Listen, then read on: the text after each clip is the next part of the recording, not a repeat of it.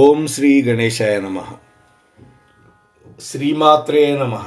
శివాయ గురవే నమః. శ్రీకృష్ణ పరబ్రహ్మణే నమః. శ్రీరామాయ నమః. శ్రీ గురుభ్యో నమః.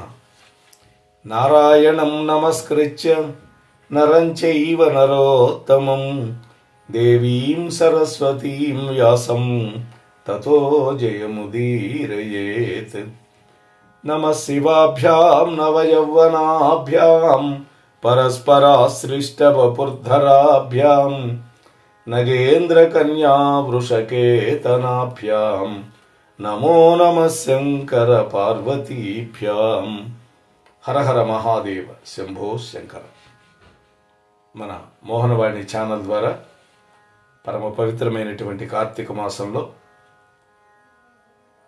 త్రిపురాసుర సంహార గాథని భక్తి శ్రద్ధలతో వింటూ ఉన్నటువంటి భక్తామ తల్లులకు తండ్రులకు ముందుగా నా యొక్క నమస్కారాలు తెలియజేస్తున్నాను.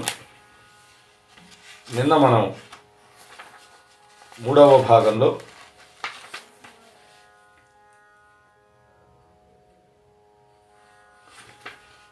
విష్ణుమూర్తి దేహంలో నుంచి వచ్చినటువంటి అరిహంత, ఆయన నలుగురు శిష్యులు అందరూ కూడా బయలుదేరి ఆ త్రిపురాల దగ్గరికి వెళ్ళి అక్కడ ఆరుబయల ప్రదేశంలో అందరికీ బోధలు చేయటం మొదలుపెట్టారు.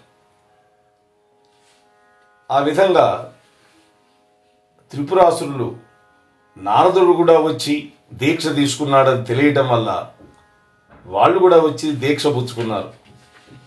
అప్పుడు అవైదిక ధర్మాలన్నీ కూడా బోధించారు. వాళ్ళకి బాగా ఆనందం కలిగింది, భ్రష్టులైపోయారు. ఆ తర్వాత దేవతలంతా కైలాసానికి వెళ్ళి బ్రహ్మాది దేవతలంతా శంకరుణ్ణి ప్రార్థించారు. అప్పుడు అసుర సంహారానికి సర్వం సిద్ధము అని దేవతలు చెప్పగానే ఆనందంగా ఉన్నారు. ఇంతలోకే ఏం జరిగిందో 4వ భాగంలో చెప్పుకున్నాం. ఇంతలో తన కొడుకులిద్దరిని వెంట పెట్టుకొని ఉమాదేవి ఆ సన్నిధానకు వచ్చింది, శివుడి దగ్గరకు వచ్చింది. శివుడు ప్రత్యక్షమై ఉన్నాడుగా దేవతల ముందు, వినాయకుణ్ణి అలాగే కుమారస్వామిని. దేవతలందరూ ఆశ్చర్యంతో పాటు కొద్దిపాటి తొట్రుపాటు కూడా పొందారు ఆ ముగ్గురిని చూసి. వెంటనే ఆమెకి జయవాక్యాలు పలికారు. మెల్లగా పార్వతీదేవిని మందహాసంతో శివుడి దగ్గరకు వచ్చింది అమ్మవారు. నాథ, మీ కొడుకులిద్దరూ దుడుకు చేష్టలను భరించలేకపోతున్నాను నేను. ప్రతి చిన్న విషయానికి ఇద్దరు తగుదులాడుకుంటున్నారు. ఈ దేవతల యొక్క మొరలు, విన్నపాలు, ప్రార్థనలు మనకెప్పుడూ ఉండేవేను. ఈ దేవతలు స్వార్థపరులు. సృష్టిలో ఉన్న శ్రేష్టమైన వస్తువులన్నీ మాకే కావాలి అనుకుంటారు వీళ్ళు. ఇలా ఇంట్లోకి వచ్చి కాస్త మన పిల్లలను మందలించండి. వాళ్ళ ఆటపాటలను చూసి మీరు ముచ్చట పట్టడం నాకు కనపడలేదు. వాళ్ళు తగవులాడుకుంటుంటే అది పట్టించుకోవట్లేదు మీరు. ఈ దేవతలకే వాళ్ళ సంసారాలు వాళ్ళకి బాగానే ఉన్నాయి. ఈ విధంగా గృహస్థ ధర్మాన్ని గుర్తు చేసింది అమ్మవారు. ఇదొక గొప్ప లీలండి. మనమంతా శివ కుటుంబీకులం.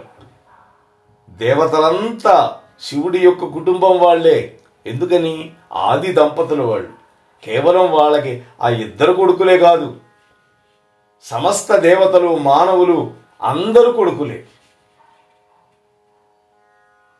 గౌరీదేవి యొక్క మనోగతాన్ని అర్థం చేసుకున్నటువంటి శంకరుడు ఇద్దరు పుత్రులను గాఢంగా ఆలింగనం చేసుకొని వాళ్ళ యొక్క మూర్ధన్య స్థానాన్ని ఆఘ్రాణ చేసి, అంటే ఈ నుదిటి ప్రదేశాన్ని వాసన పీలుస్తారు.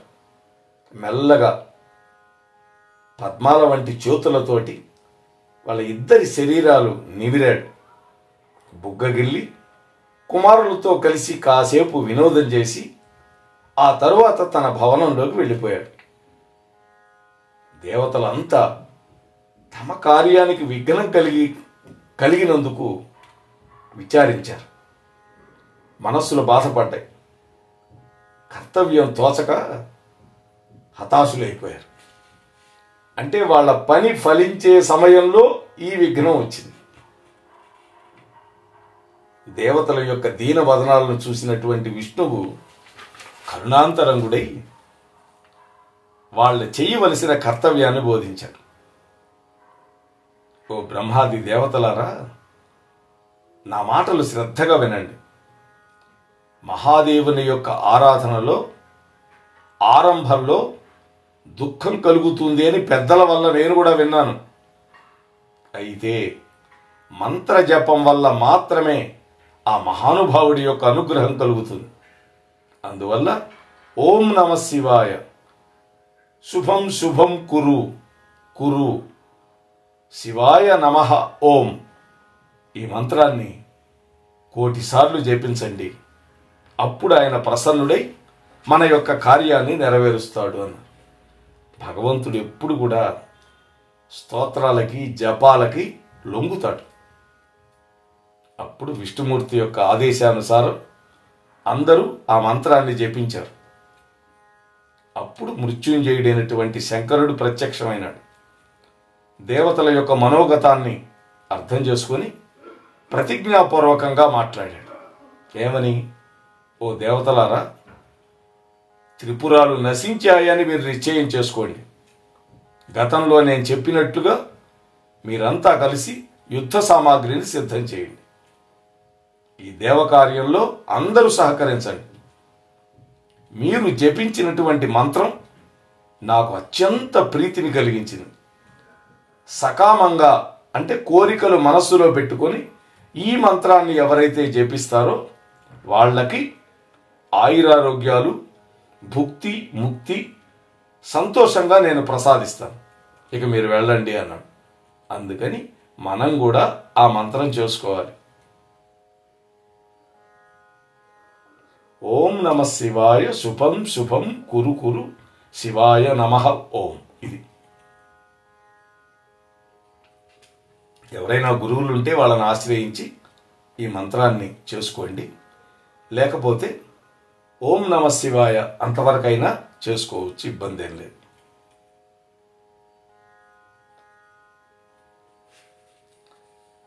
ఇక ఆ తరువాత దేవతలంతా పరమానంద భరితులై విశ్వకర్మను పిలిచారు. ఒక గొప్ప రథాన్ని నిర్మించమని ఆజ్ఞాపించారు. దేవశిల్పి విశ్వకర్మ నిఖిల పురాణ వ్యాఖ్యాన వైఖరి సమేతుడైనటువంటి సూత పౌరాణికుడు తపోధనులైనటువంటి శౌనకాది మహర్షులతో చెబుతున్నాడు ఈ కథ. సూతుడు అంటున్నాడు, ఓ శౌనకాది ఋషులారా, పరమాద్భుతమైనటువంటి త్రిపురాసుర సంహార ఘట్టాన్ని మీకు వినిపిస్తున్నాను. మీరందరూ కూడా శ్రద్ధాభక్తులతో వినండయ్యా అంటున్నాడు.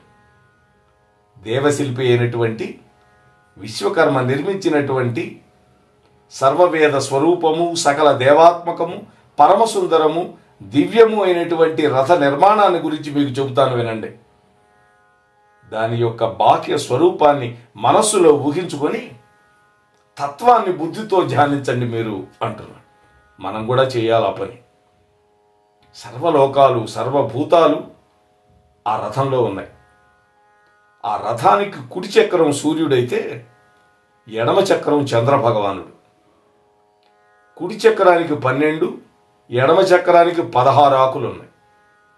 చూడండి, కుడి చక్రానికి 12 అంటే 12 నెలలు అని అర్థం. ఎడమ చక్రానికి 16 ఆకులు ఉన్నాయంటే 16 కళలతో ఉంటాడు చంద్రుడని. అంటే 12 ఆదిత్యులు కుడి చక్రాన్ని, చంద్రుడి యొక్క 16 కళలు ఎడమ చక్రాన్ని అధిష్ఠించి ఉన్నారు అని మనం అర్థం చేసుకోవాలి. ఇక్కడ నక్షత్రాలు ఆ ఎడమ వైపు చక్రానికి ఆభరణాలుగా ఉన్నాయి. ఎందుకని? ఆకాశంలో చంద్రుడితో పాటు నక్షత్రాలు ప్రకాశిస్తూ ఉంటాయి కాబట్టి. 6 ఋతువులు ఆ చక్రాలు చుట్టి ఉండేటటువంటి పట్టీలు, బద్దీలు అంటాం వాటిని. అదే నేమి, కమ్మి. అంతరిక్షం అనేది రథానికి ముందు భాగమైంది. మందర పర్వతం రథిక స్థానం అయింది. అంటే రథికుడు కూర్చునే స్థానం.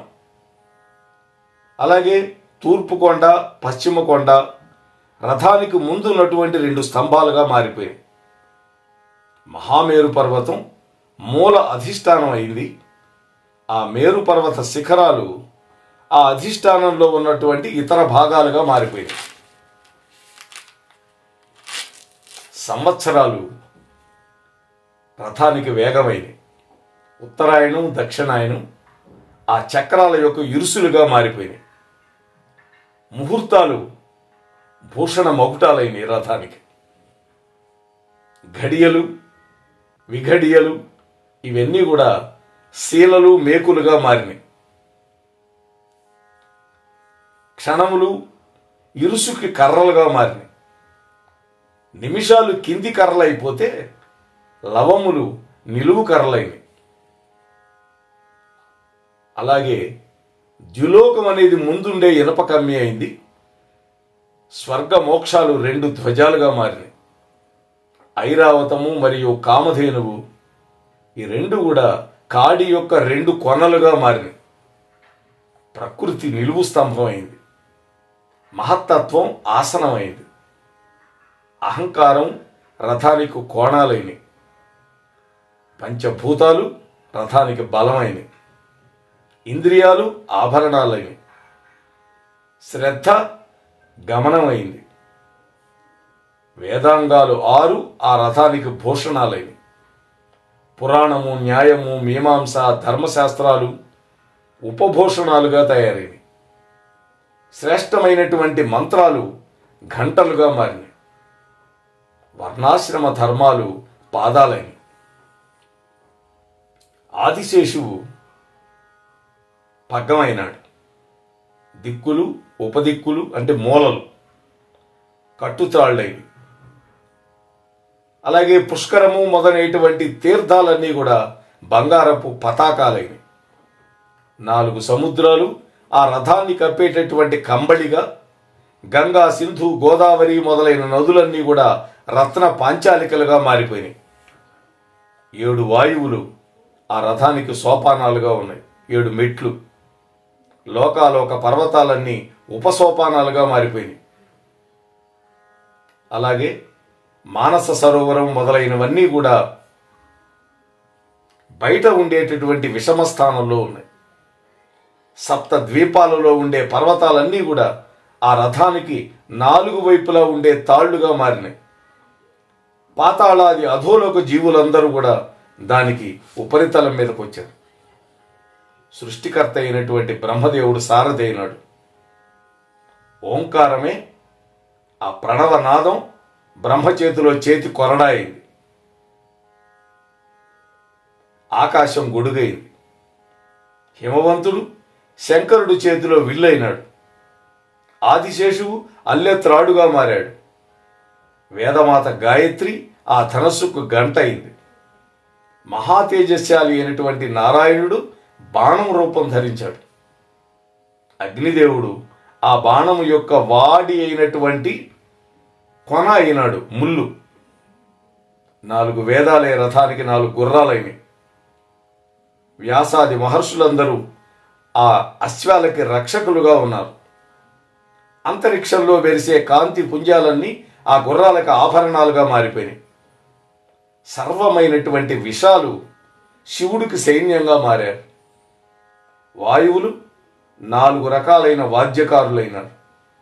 ఈ విధంగా సృష్టిలో ఉన్నటువంటి సర్వమైనటువంటి వస్తువులన్నీ ఆ రథంలో ఉన్నాయి.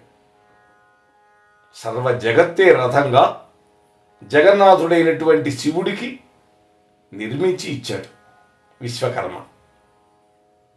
ఇది ఆ జగన్నాథుడైనటువంటి ఆ త్రిపురాంతకుడైనటువంటి శంకరుడి యొక్క రథము యొక్క వైభవం. ఏమాత్రం విడిచిపెట్టకుండా చెప్పుకున్నాం మనం. ఇక శివుడి యొక్క రథయాత్ర ఎలా జరిగిందో చూద్దాం. సకల దేవతా సమూహం జయ జయ ఘోషలు చేస్తూ ఉన్నారు. వాసుదేవుడు, బ్రహ్మ, ఇంద్రుడు మొదలైనటువంటి వాళ్ళంతా చేతులు జోడించి వినయంతో నమస్కారం చేసి ఆ మహాదేవుణ్ణి ఆ దివ్యమైనటువంటి రథం మీదకి ఎక్కించారు. ఆ పరమేశ్వరుడు రథాన్ని ఎక్కగానే వేద సంభవమైనటువంటి ఆ గుర్రాలు తలలు వంచి నేల కూలిపోయినాయి. ఇదొక అద్భుతమైనటువంటి విషయం. అంటే కులపర్వతాలతో సహితంగా సమస్త భూమండలం క్షోభించిపోయింది. ఆ రథము యొక్క భారాన్ని సహించలేక అనంతుడు కుప్పకూలిపోయినాడు. అంటే ఆదిశేషుడు పడగలు దించేశాడు. వెంటనే ఆదిశేషుడు ఒక వృషభ రూపంలో ఆ రథం కిందకు వెళ్ళి క్షణకాలంలో దాన్ని పైకెత్తి మళ్ళీ నిలబెట్టాడు. కానీ ఆయన కూడా మరుక్షణంలో మోకాళ్ల మీద నేల కూలిపోయినాడు. ఆయన వల్ల కాల. అప్పుడు పరమేష్టి చేతి కొరడాతోటి అశ్వాలను అదిలించాడు. బ్రహ్మదేవుడు కొరడాతో అదిలించాడు. శివుడి యొక్క ఆజ్ఞ వల్ల రథాన్ని నిలబెట్టాడు.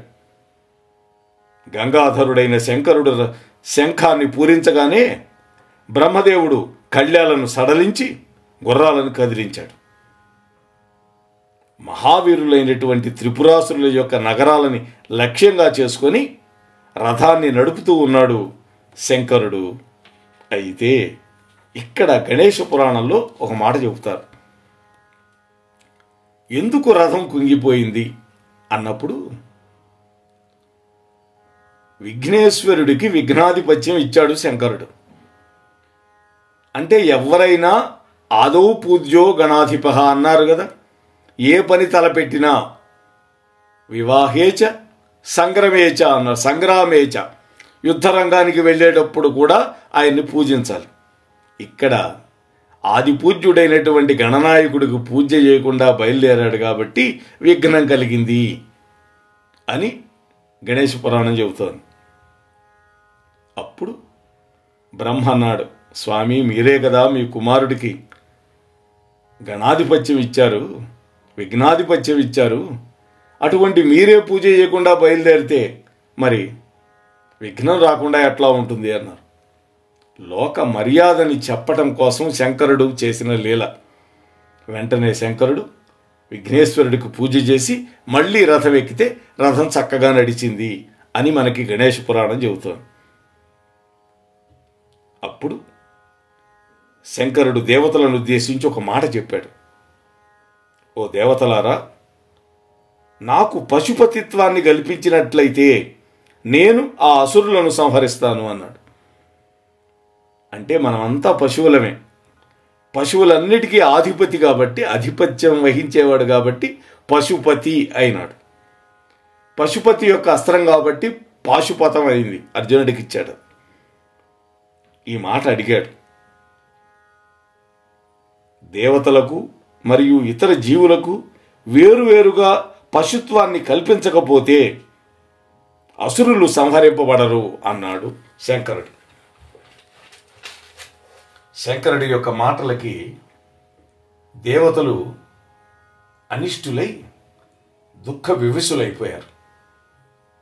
అంటే పశుత్వం అనేది హీనత్వం కదా, అందుకని వాళ్ళు దుఃఖపడ్డారు. అప్పుడు వాళ్ళ యొక్క మనోగతాన్ని ఎరిగినటువంటి శంకరుడు చిరునవ్వు నవ్వి దయామయుడై, ఓ దేవతలారా, మీరు పశుభావాన్ని పొందినా కూడా పతనాన్ని పొందరు అన్నాడు. అంటే పశువుకి విచక్షణ ఉండదు, విచక్షణ జ్ఞానం లేదు కాబట్టి అది పతనాన్ని పొందుతుంది. మీరు పశుత్వాన్ని పొందినా కూడా మీకు పతనం ఉండదు అన్నాడు. అయితే దానికి ఒక ఉపాయం ఉంది. ఎవరైతే దివ్యమైనటువంటి నా యొక్క పాశుపత వ్రత దీక్షను ఆచరిస్తారో అటువంటి వాడు పశుత్వం నుండి విముక్తి పొందుతాడు అని శంకరుడు చెప్పాడు. ఆ వ్రతాన్ని జీవితకాలం అంతా కానీ, లేదా 12 సంవత్సరాలు కానీ, లేదా 6 సంవత్సరాలు కానీ చేస్తే అట్లాంటి వాడికి పశుపాశ విమోచనం కలుగుతుంది అనగానే అందరూ భళి భళి అన్నారు, అంగీకారాన్ని తెలియజేశారు. ఆ కారణంగానే దేవతలు దానవులు అందరూ కూడా పరమేశ్వరుడికి పశువులయ్యారు. పశువుల యొక్క పాశాలను విడిపించేవాడు కాబట్టి ఆనాటి నుండి శంకరుడు పశుపతి అయినాడు. ఆనాటి వామదేవుడి యొక్క రూపాన్ని వర్ణించడానికి 1000 సంవత్సరాలు కూడా సరిపోవు అని పెద్దలు చెబుతున్నారు. ఈ విధంగా త్రిపురాసుర సంహారం కోసం దేవగణాలన్నీ కూడా మహాదేవుడి వెంట నడుస్తూ ఉన్నాయి. తమ తమ గణాలతో కలిసి బ్రహ్మ విష్ణుమూర్తి అనుసరించారు. 33 కోట్ల దేవతా సమూహం అంతా తనను కొలుస్తూ ఉంటే ఇంద్రుడు గదిలాడు. 12 మంది ఆదిత్యులు, 10 మంది విశ్వేదేవతలు, 8 మంది వసువులు, 36 ఋషితులు, 64 మంది భాస్వరులు, 49 మంది మరుద్గణాలు, 220 మంది మహారాజికులు, 12 మంది సాధ్యులు, 11 మంది రుద్రులు, 11 రుద్రులు. ఈ విధంగా దేవయోనులైనటువంటి గణదేవతలందరూ కూడా వెంబడించారు. విద్యాధరులు, అప్సరసలు, యక్షులు, గంధర్వులు, కిన్నెరులు, పిశాచగణాలు, గుహ్యకులు, సిద్ధులు మొదలైనటువంటి భూతగణాలన్నీ కూడా పరమేశ్వరుణ్ణి అనుసరించారు. ఇక విశేషించి రుద్రగణాలకి అధ్యక్షుడైనటువంటి కేశుడు, విగతవాసుడు, మహాకేశుడు, మహాజ్వరుడు, సోమదుడు, సనకుడు, సూర్యవర్చసుడు, చంద్రుడు, కంపనుడు మొదలైన వీరులంతా కూడా తమ యొక్క గణాలతోటి భూమి కంపించేటట్టుగా అడుగులు వేసుకుంటూ నడిచారు. వాళ్ళ చేతుల్లో అనేక రకాల ఆయుధాలు ఉన్నాయి. ఆ గణాధ్యక్షుల్లో ఏ ఒక్కడైనా చాలు సంకల్ప మాత్రం చేత సమస్త చరాచర జగత్తుని భస్మం చేసి పారేయటానికి. ఆ త్రినేత్రుడు ఒక్కడు చాలు త్రిపురాసురుడి యొక్క సంహారణ దహనానికి. మరి ఎందుకు ఈ అట్టహాస యుద్ధ సంరంభం అంటే దేవతలందరిలో సర్వోత్కృష్టుడు పరమేశ్వరుడు ఒక్కడే అనే విషయం దుష్టులైనటువంటి రాక్షసులకి అర్థం కావటం కోసం మాత్రమే ఈ సంరంభం అంతా చేశారు తప్ప శంకరుడు ఒక్కడే చంపలేక కానే కాదు. అంటే బ్రహ్మ, విష్ణు, దేవేంద్రాది దిక్పాలకులు అలాగే యక్ష రాక్షస గణాలన్నీ కూడా పరమేశ్వరుణ్ణి ఆశ్రయించి ఉంటాయి అని చెప్పటానికి మాత్రమే ఈ యొక్క వ్యవస్థ ఏర్పాటు చేశారు. ఇక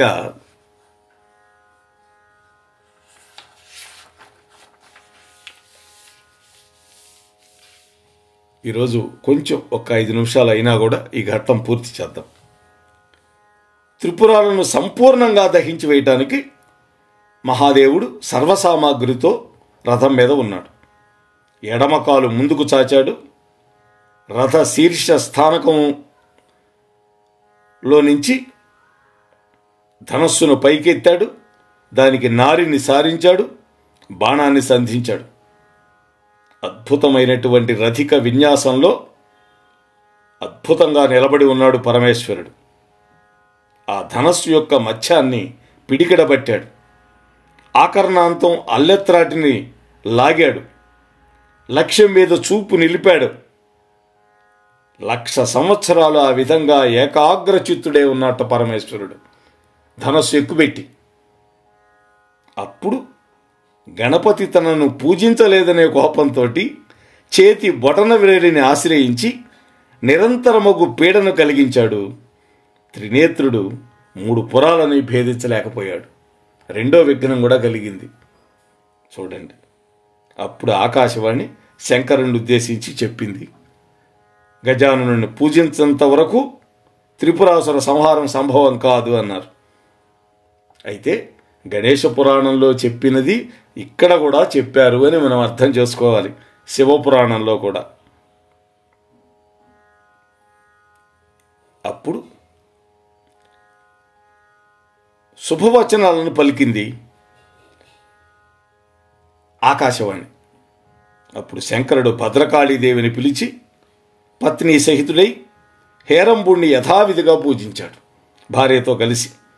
వెంటనే త్రిపురాసురుల యొక్క నగరాలు కనపడ్డాయి. ఒకే లైన్లోకి వచ్చినాయి.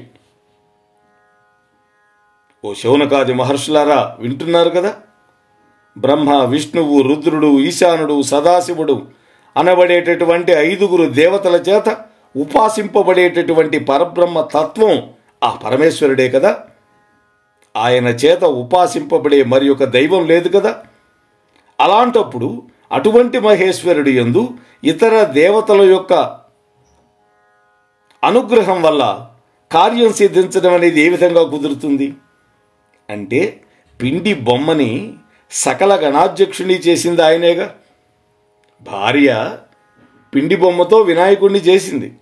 కాబట్టి సృష్టి పాలన సర్వతంత్ర స్వతంత్రుడైనా కూడా ఆయన ఒక లీలగా ఇది చూపించాడు, వినాయకుడికి పూజ అనేది. ఈ విధంగా మహాదేవుడు నిలబడి ఉండగానే 3 పురాలు ఒక్క సరళ రేఖలోకి వచ్చేసినాయి. దేవతలు, సిద్ధులు, మహర్షులు అందరూ కూడా హర్షధ్వానాలు చేసి జయఘోషలు చేస్తూ ఉన్నారు. అప్పుడు బ్రహ్మ, విష్ణువు ఇద్దరు కూడా ఆయన్ని దగ్గరకు వచ్చి మహేశ్వరుడి దగ్గరికి, హే మహాదేవ, 3 పురాలు ఒకే రేఖలోకి వచ్చినాయి. అవి మళ్ళీ విడిపోకముందే శరసంధానం చేసి దహించి వేసి దేవకార్యాన్ని నెరవేర్చండి అని ప్రార్థించాడు. వెంటనే ఫాలలోచనుడైనటువంటి ఆ పినాకపాణి తన యొక్క పినాకమనే ధనస్సును చేతబట్టి అల్లెత్రాటిని తగిల్చి లోకభీకరంగా ధనుష్టాకారం చేసి విష్ణు స్వరూపమైనటువంటి బాణాన్ని సంధించి మనస్సులో పరమపూజ్యమైనటువంటి పాశుపతాస్త్రాన్ని ధ్యానించాడు స్వామి. ఈ అస్త్రంతో 3 పురాలు భస్మమవుగాక అని ప్రకటించి శంకరుడు భృకుటి ముడివేసి దుర్నిరీక్షమైనటువంటి తేజో విరాజుడై అభిజిల్లగ్నంలో బాణ ప్రయోగం చేసేసరికి ఆ బాణం 1,000 కోటి సూర్యుల యొక్క ప్రభాభాసమాన కాంతులతో జ్వాలామాలికలు నాలికలు సాచి ఆ 3 పురాలని క్షణకాలంలో దగ్ధం చేసి పారేసింది. ఓం నమ శివాయ. రాక్షసులు హాహాకారాలు చేస్తూ బూడిదైపోయారు. దేవతలందరూ హర్షధ్వానాలు చేశారు.